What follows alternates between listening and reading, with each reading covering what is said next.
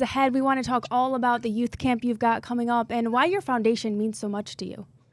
Yeah, absolutely. Got a couple camps coming up, one here in Chicago in the next couple weeks, and then doing a one-day camp in Cleveland, our first one in the Cleveland area. So super excited about that one coming up. And, getting the foundation up and running this year has been a great success so far and something I've always dreamed of doing. And it's been nothing short of, meeting and exceeding all my expectations so far. Yeah, not every athlete has the philanthropic bone, I guess. Why does it mean something to you to put all of this on? I think it's just like the way I was raised. My mom worked in the YMCA my whole life, so kind of worked for a nonprofit and was around events like that my whole entire life and going to those and seeing my mom running those type of events and doing stuff in the community. I think it was just kind of what I grew up on and what I saw, and now having the platform that I have and the ability to have the reach and to help communities that I've lived in is something I've always wanted to do since I became a professional athlete. Max, we got to ask, what's the coolest part of these camps for you? Just seeing the kids. I think it's really cool walking around. I've only done the camps at my high school, so walking around every single year and seeing a kid that I recognized from the year before, or just seeing a kid who grew 3 inches from the last year and recognizing them. And then honestly, the coolest part is when I come and play the Bulls. Seeing kids in my camp shirts come to the game or walking down the street in the summer. Like I was at home eating in the suburbs the other day and some kid ran up to me with my camp shirt on. So just kind of leaving that positive environment and being in the community that I grew up in and that raised me. And to be able to have a professional athlete come from where we come from doesn't really happen. So for those kids to be able to, have the experience to be around me and learn from me and, just understand that the dream is possible and, try to give them a vision of that is all I can do. And just seeing the smile on the kids' faces every single day is what keeps bringing me back to do it every single year. We've definitely got to talk a little Cavs with you as well. NBA draft just wrapped up. As an undrafted free agent yourself, what's some, advice that you would have for these young rookies that are going to be joining you guys in Independence coming up this season?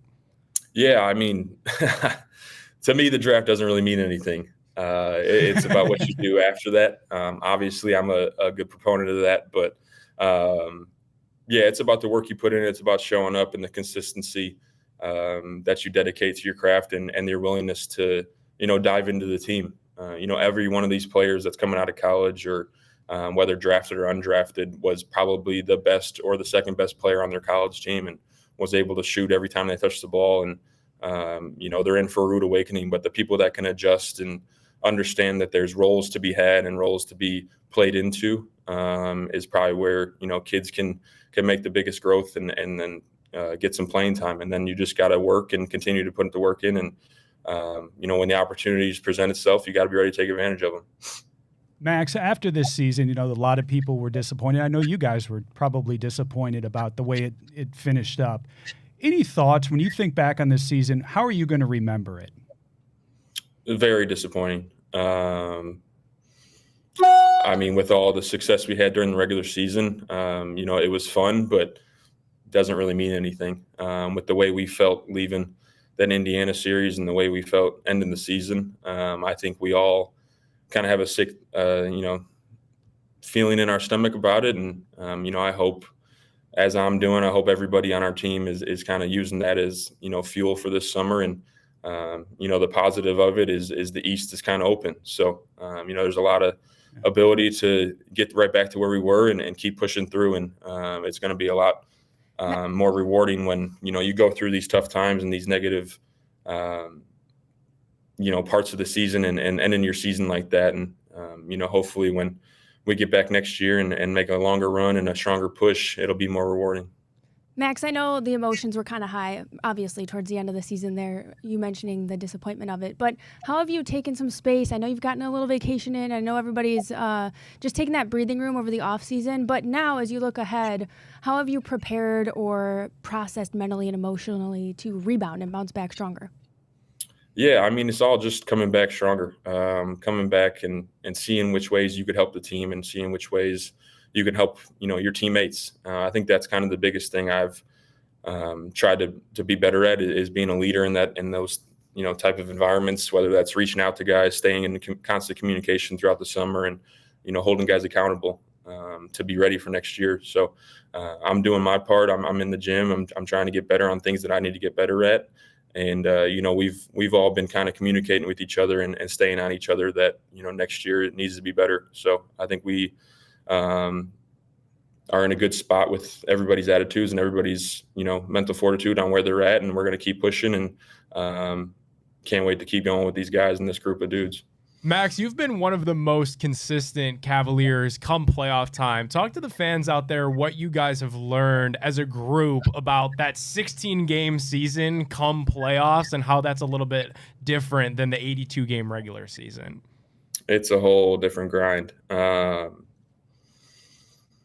It's a test. It tests you in every single possible way, mentally, physically, emotionally. The playoffs are a grind, and each game brings a different set of situations and a way to overcome obstacles and adversity. And, we didn't do a good job of that last year. And that's something that, we're going to keep learning. This group has been young. I don't want to make excuses or keep relying on we're young, we get injured. I don't want to hear all that stuff.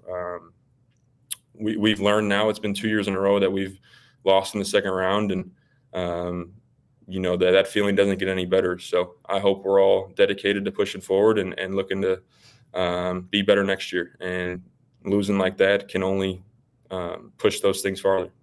Max, you had mentioned leadership and you kind of emerging as one of those leaders. I wanted to ask you about game 2, the inbounds play. Donovan Mitchell took blame, saying that he should have gotten open for you to be able to cleanly get that ball inbounded to him. What's that say about you guys as a group, that you've got guys like Donovan, yourself, willing to consistently put your hand up, take the blame for just a play that was probably just broken down? Yeah, I mean, that's the playoffs. Stuff happens. People make mistakes. Don could take the blame. I could take the blame. Kenny could take the blame. Anybody could take the blame. And I think we are all willing to do that. But, again, that's another moment that we're going to learn from and be better from. And, hopefully we're in that same position next year and we change it around and get the ball inbounded. How about facing the Heat, Max, your old team? You guys swept. How good did it feel to get out there and have a strong performance? Felt great. Sweeping those guys was pretty cool, to be honest with you. Felt good.